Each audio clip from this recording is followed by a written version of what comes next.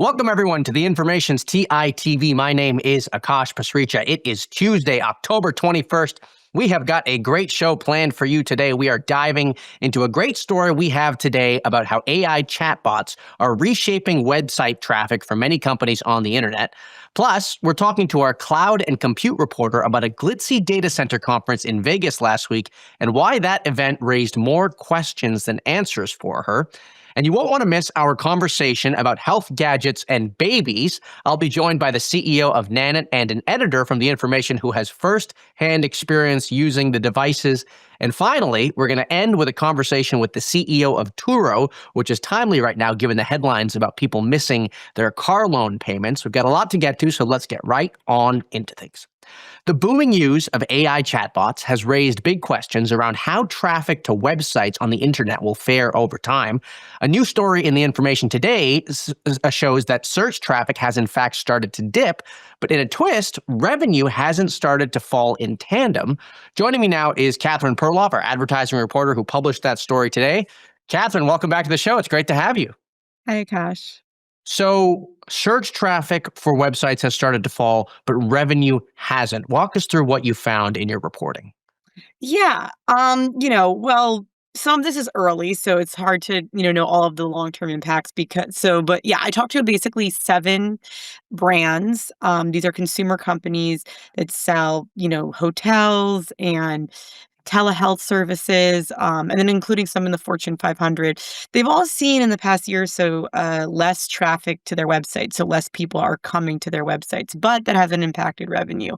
Um, Part of the reason why this might be happening is that some of the people who came to the websites originally, maybe were people who were never going to really buy a product.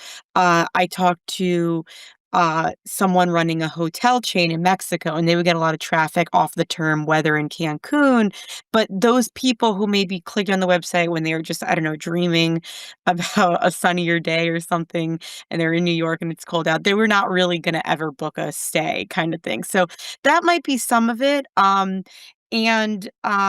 yeah, I think that also, but marketers aren't sitting still, right? Because there is a big concern that, websites are a big way that people learn about a product. And if people aren't there to just sort of start their product, consideration journey by going to your website, um, you might have less new customers eventually. And you might just have people who come to your website because they already know you want it, which is great Right. because they buy it. But then how do you grow, So are these business owners, the people operating these websites, are they kind of holding their breath, waiting for revenue to decline, or have they sort of decided, hey, we're okay for the time being?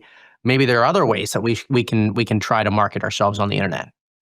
Yeah, I think that they are a bit concerned. Like, one detail actually that didn't make it into the article, but I talked to a brand that they had noticed the traffic on their blogs declining, but not on the core part of their site where Hmm. people make transactions. So I think that, but then I guess it's like eventually, what if the traffic does decline to, where people make transactions, especially with the rise of agentic commerce and, Right. and different But you talked about some of the other tactic stuff like creating YouTube videos. I mean, that's a new form of marketing that they have poured more investment into. Is this becoming widespread across the industry, even for bigger companies? I mean, you talk to people who are working at Fortune 500 companies too. Yeah, totally. No, everyone is, even though they don't know if it's gonna affect them overnight, everyone is not sitting still. So, yeah, some tactics, include how do we show up better in AI searches? Because we know people are, searching there. And actually, some of the brands have told me that people coming from AI searches are more likely to buy a product, which is kind of intuitively makes sense. It's kind of harder to click a link in an AI search. So if you do click a link, you're probably more into it.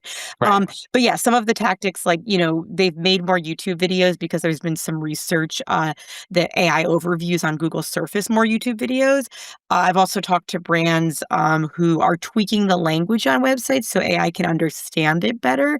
So maybe making a more detailed response to your FAQ so that AI can pull that information if someone goes to the AI chatbot and not your website. And, some brands are just shifting ad dollars. Part of that, a lot of it is spending more on paid search, which, I mean, obviously for some brands is annoying. They're getting less search traffic. So we're going to Right. spend more to get it, to pay for search traffic via Google search ads. Some though are considering other mediums like TV, because again, the what search traffic does, especially organic search traffic as it's called in the industry, is it's just about people learning about your company. If they're not learning about it on the web, they got to learn about it somewhere. TV might be one place, maybe billboards are another place. That wasn't an example I talked about, but you can imagine other types of things where, you're trying to get more people to know about your company. And one of the things that you've written about in your stories previously is this idea of we had SEO. Now there's kind of this new emerging industry of, I think it's called generative AI engine optimization, GEO. I don't Yeah. know what the right acronym is, but it's this idea that we can actually show up better in these chatbot results. How big of an industry is this in terms of startup founding right now? What are they actually doing? Yeah, I mean, it's, SEO and I think GEO or whatever, that's the acronym I've heard now. Maybe maybe they'll come up with another one later. But I think that it's all about how do you kind of reverse engineer like getting into the it used to be into Google search and getting placed highly there. Mhm. Now it's into these AI chatbots. I don't think anyone really knows, but they have some data to try to figure it out. Like for example, you can see on a lot of chatbots like what sites they search. So there's been efforts to sort of get into those sites and Mhm, place mhm. favorably in those sites, notably like Reddit, Wikipedia, where you want to, make sure that your brand shows up well in those environments. So I think a lot of brands are consulting some of these new companies that have come up. I think there's also a lot of existing SEO agencies have pivoted to GEO tactics. But, the AI companies themselves have partially become a good alternative for users because people were tired of the fact that Google search had become inundated with brands trying to catch them, basically with these tactics, and there wasn't actually good information. So I think that, yeah, I think that, the industry right now, it's cropping up. I think maybe founders of like, people who work at ChatGPT probably don't love it because the whole Mhm, point of, mhm. what they're offering is that they have a better service that's less inundated by branding. Right. Great. Well, Catherine, it was a fascinating story, and I think we definitely should be watching how this revenue growth trends over time, or whether or not revenue dips. It's something that we'll be paying close attention to. Thanks for coming on. That is Catherine Perloff, our advertising reporter here at The Information. Okay, let's get to data centers. The data center frenzy has been a fast-moving story as AI interest has continued to grow. But even as big tech companies quickly try to spring up new facilities all around the country, there are some big questions facing the industry around financing and labor and, of course, power. All of those questions were central to the discussions that happened at a big data center conference last week in Las Vegas. And I want to bring on my colleague Anissa Gardizi, who was on the ground reporting on it all. Hey, Anissa, how you doing?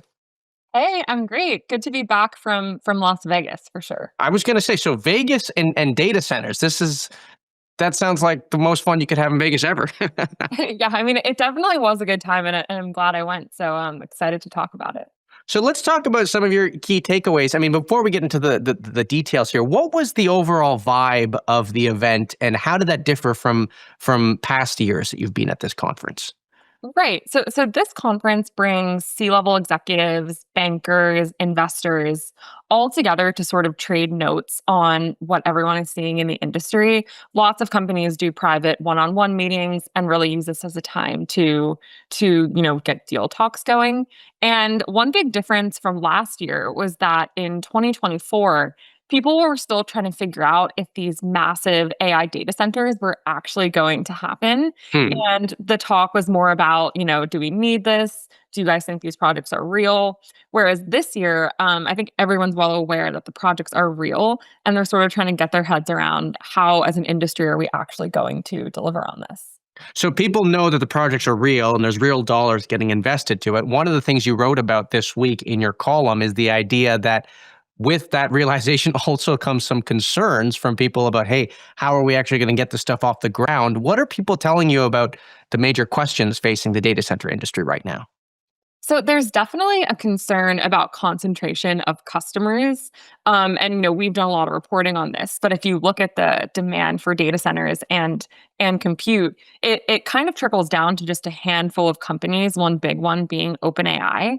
And I think some developers are pretty, they don't want to have a massive expansion or build out that's all reliant on one customer. That's viewed as quite risky. And then the other thing that people are noticing, which we're also reporting on, is NVIDIA's involvement in helping some of these newer AI labs get the funding they need for data centers. The concern there from some is that, that also hinges a lot of the growth and the demand on a single company, which has an incentive for that demand to be there. But others are viewing some of the NVIDIA involvement as more of a, this has to happen in order to unlock capital. So it was a little mixed on that one. And what about the leasing deals that we've written about for how they're going to finance these chip purchases? Yeah, I think that's definitely causing some people to sort of raise their eyebrows and say, like, why can't companies like OpenAI or xAI buy their chips? And, how does this leasing structure actually work out if we're investing in this building and this power infrastructure and the chips are like on a lease? What does that mean for the future value? It's definitely something that my colleagues reported on last week with xAI that most attendees were tuned into. Did you get any kind of a sense from the people here around this notion that, hey, there might be a bubble, perhaps there is a bubble. A lot of people have written about the funding bubble that is sort of bubbling up here, I guess you could say. It's always hard to tell where the cracks are in a bubble like this. And I wonder if you at all saw signs about who these companies are hiring, or perhaps ways in which these companies are managing themselves that maybe give a kind of an indication that, hey, things are getting really frothy right now, and we should be concerned. One example is definitely the number of companies that have massive infrastructure projects underway that have never done this type of project before. I ask data center operators all the time, if we are in a bubble and if things are so frothy, like what should I be looking for in terms of things falling apart or, not getting done on time? And the main thing people point to is newer operators, promising the world the fastest timelines. And then if they miss some of those deadlines or timelines, how does that shake out? And I think there are a few like upstart companies that are, sort of coming up against their big moment of can they actually deliver? And I just want to read this line here. You said in your piece this week, you said, I talked to several people who are being recruited by some of the new entrants to help fix urgent operational challenges, a major red flag in their view. And so, operational challenges, the thing hasn't even really been built yet, and That's right. they're trying to figure it out. Very quickly before I let you go, I do want to ask you about some of these newer data center players that are popping up, or rather the newer companies that are building these plants, Poolside and Fermi, another company that we've talked about. What is the consensus around these newer companies and their ambitions here in the data center space? It's definitely that they're going to have to hire senior talent from the hyperscalers or other companies in order to build out on time. I think everyone is saying that they can pour concrete and build faster than the next person, but Right. I think the industry has sort of been taking those companies' word for it, but maybe in the future are going to be way more particular about which companies they actually choose to work with if the first companies that said that they could do this aren't successful. And did anybody talk about the alternatives to NVIDIA at this event? Was this something that came up, whether it's the hyperscalers that are developing their own chips or even these chip startups? Did that come up at all? For sure. So, everyone is well aware that there's more activity with AMD chips. And then also, Google has been talking to more data center companies about hosting TPUs. So, not much talk about chip startups, but TPUs and AMD's chips were definitely something that people know there's demand for and are sort of thinking through, should we offer these? Great. Well, Anisa, thanks for coming on. We appreciate you giving us everything on the ground from the Vegas event. That is Anisa Gardizi, our cloud reporter here at The Information. Okay. We have talked a lot on this show about the data tracking health gadgets that have taken over the tech sector. It turns out these trackers aren't just for adults. In fact, they are also for babies. Nanit is a startup that has developed a camera baby monitor with a software platform that tracks everything from baby sleep to their breathing motion to smart insights about when their next nap should be.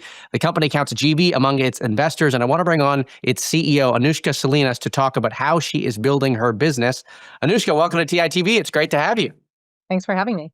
So very quickly, I want to get into the business, but tell us, what exactly does this monitor track for parents' babies? Yeah, well, a decade ago, Nanit pioneered the smart baby monitor category using early stage AI to replace what essentially had become a one-way radio. That was the technology at the time. So we were founded with sleep research at the core of everything that we were building, and we continue to do that today. Science is at the basis of all of the features we build. Looking at the broader market landscape, the innovations aside from Nanit have really focused on kind of short-term safety concerns versus that holistic view of a child's health during their first 5 years of life. So this is like yeah, we mentioned breathing motion up top. I mean, look, I have not had a kid, so I don't know what to watch for. What are some of the if I open the dashboard, what are some of the things I see? Yeah. So we similar to some of the wearables you might see in sort of the adult space, we track critical kind of health and development metrics. So sleep is the foundation of child health. We've done tons of research that shows that. And in fact, Nanit families sleep 10% longer than non-Nanit families. And that's because of the sort of insights that we're providing. Hmm. Beyond sleep, and you mentioned, nap management, which is something that we've recently innovated on, taking something that 85% of parents do today and using a pen and paper or manual apps and Right. automating that using AI. But next we're really focused on advancing child development, focusing on developmental milestones like speech and motor. So everything from first steps, crawling, walking, to first words, babbling, and things like that. And then beyond that, it's about acute. So acute illness, we've always done things like cry detection, but what we've recently launched is cough detection, which allows parents to take a video clip of their child coughing and potentially send it to a pediatrician, either Hmm. in partnership with Summer Health, which we recently launched, or their own pediatrician. And cold season is upon us. Both of my young kids are sick. Of course, it's only mid-October, and being able to sort of analyze those coughs and know, could it be croup, and is there something that I really need to do about it, or is it just a common cold and time will heal it? How many active users do you have using the Nanit right now? Yeah, we have 1.2 million monthly active users, and I think when you look at sort of the And broader, what does that translate to in terms of like annual revenue right now? we're not sharing revenue numbers here Okay. today. What about the profitability though? Because the last round that I could find online was 2021, which is a long time ago. Is the company profitable right now? Yeah, so we have a hardware software model like many of the sort of companies you see out there in the health and wellness space today. And that software model combined with hardware sales creates really strong unit economics for us as a business. So we launched our subscription program back in 2020 and it's continued to scale. And we see very high adoption of people wanting to opt into our subscription because of the insights that we have provided to date and all that work that we're doing going forward. And I think to your point, I know you guys have covered the sort of wearables companies a Yeah. lot here. When we look at sort of what's happening out there, AI everywhere, consumer adoption of AI is super high. We Right. see um, parents are adopting AI at twice the rate of non-parents, and the trend in wearables, those two things combined really push our mission forward. And I know you asked about fundraising, so I'm going to come back to And I'm asking about profitability because we had the CEO of Aura on, and I asked him this exact same question: Is are you making money right now on the devices? And he said they're making north of 40% margins on the device itself. And I wondered, have you guys been profitable there? Yes, we have extremely strong unit economics and we are profitable on our hardware purchase. And I think Okay. that model, similar to what you see in the Aura Rings of the world, is a really strong model, both Okay. economically and then in terms of the strategic value that we're building going forward. I think what you see with the adult wearables plus sort of what's happening more broadly in AI presents this really interesting thing, which is adults are tracking all their health metrics, their sleep patterns, their behavior, so that they have this like, not just real-time view of their health, but this longitudinal view of their health. And I find it really interesting that that has not been available for kids up until Right. now. Well, I'll tell you what. I want to bring on a friend of my actually one of my editors, Meredith Mazzilli. She is currently on mat leave, but she has been using the Nanit, and I want to bring her on because I want to ask her about her experience, and I know that she has her own curiosities about the gadget as well. Meredith, so which product do you have right now? Which one are you using for your daughter? Hey, gosh. Yeah, coming to you live from my nursery.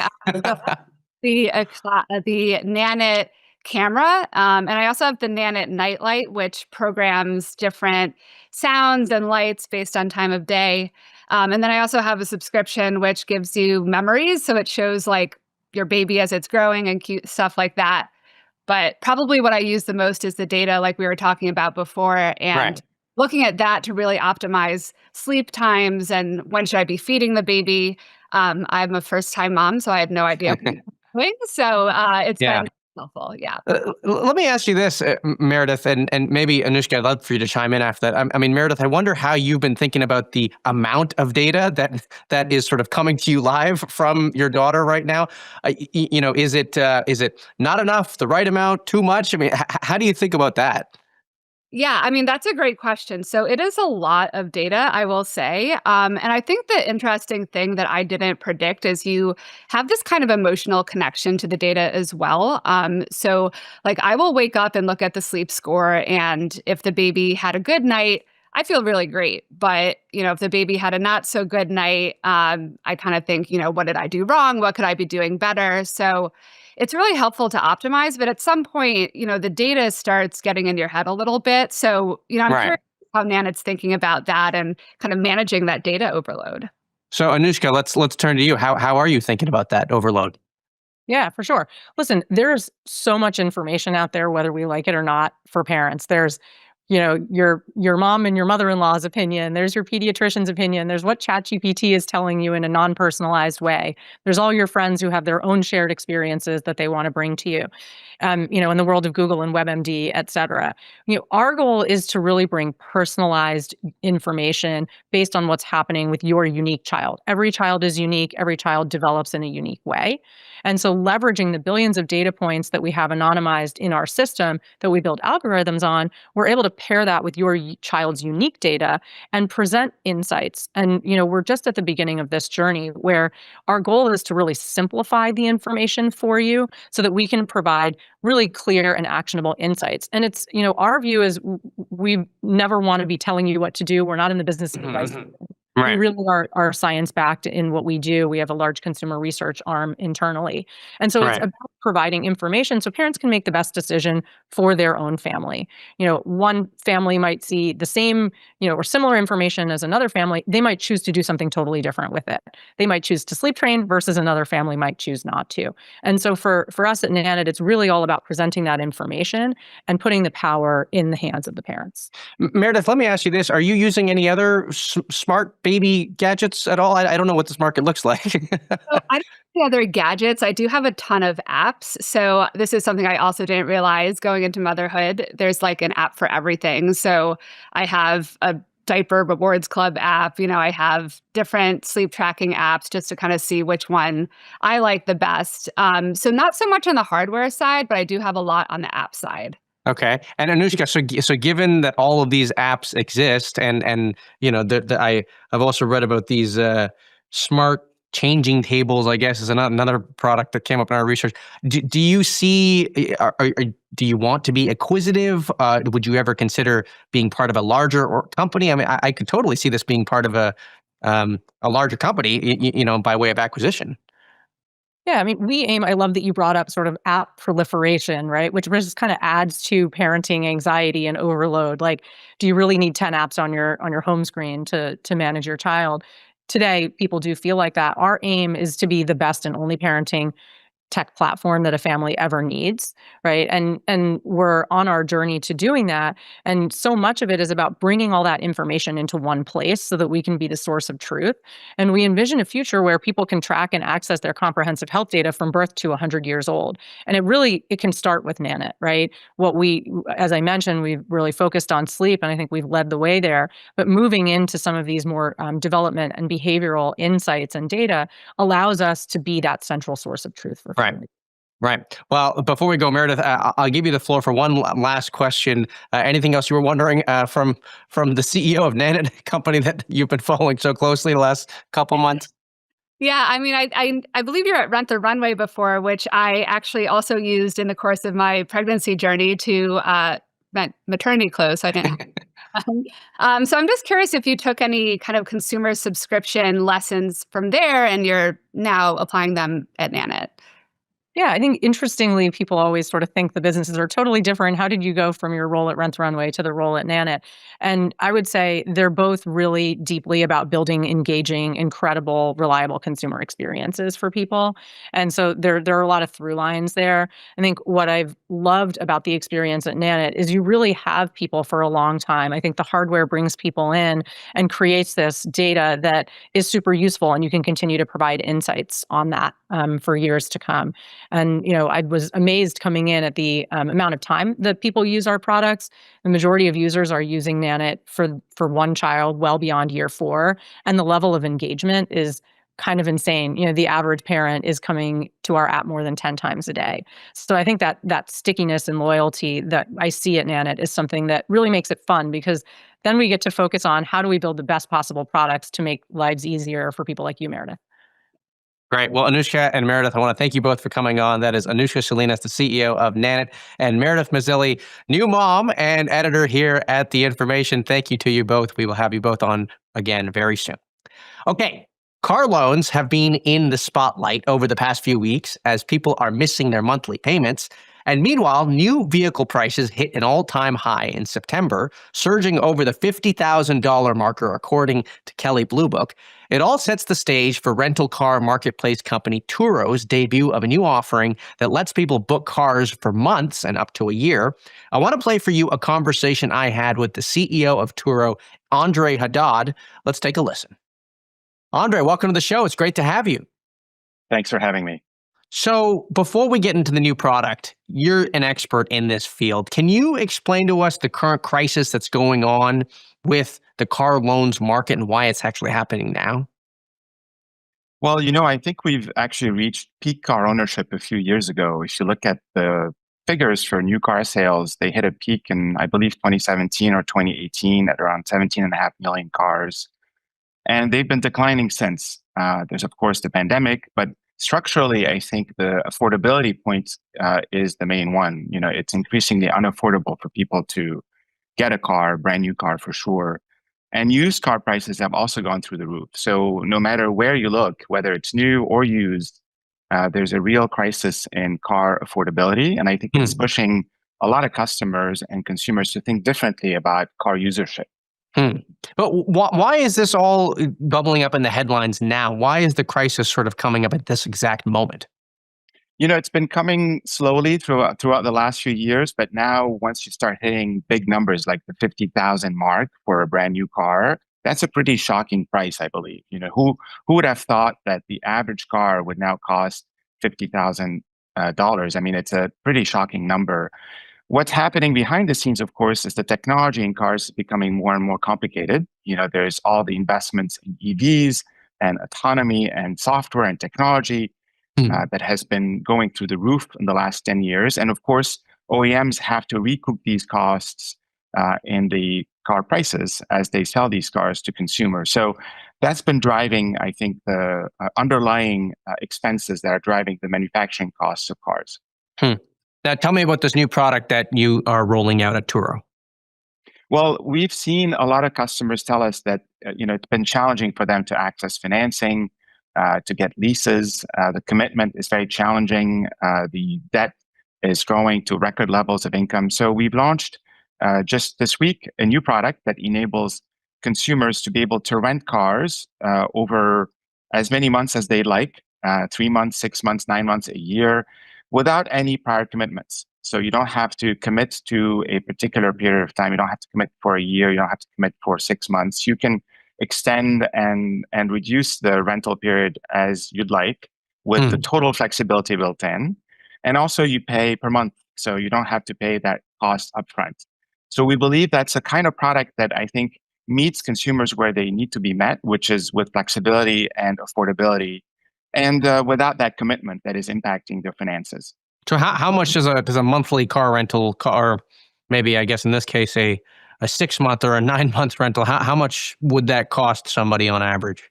On average, it would cost, depends of course on how high end or low end you want to go, but prices vary between $800 a month, inclusive of insurance and maintenance, all the way up to $1,500 a month for the fancy cars. And this is on the Turo platform with the product that Yes. you're unveiling. And how much of a cut do you guys take there? Our average take rate for monthly rentals is much lower than our average take rate for shorter rentals. Right. It's around 25% of that amount. Well, and that's why I was curious, is because this seems like a product that would be inherently less profitable and less lucrative for the company. It is less profitable on a per day basis, but as you can imagine, when somebody rents a car for 6 months, the overall profit that's generated by that trip is significantly higher than your average Turo trip, which is 4 days. Hmm.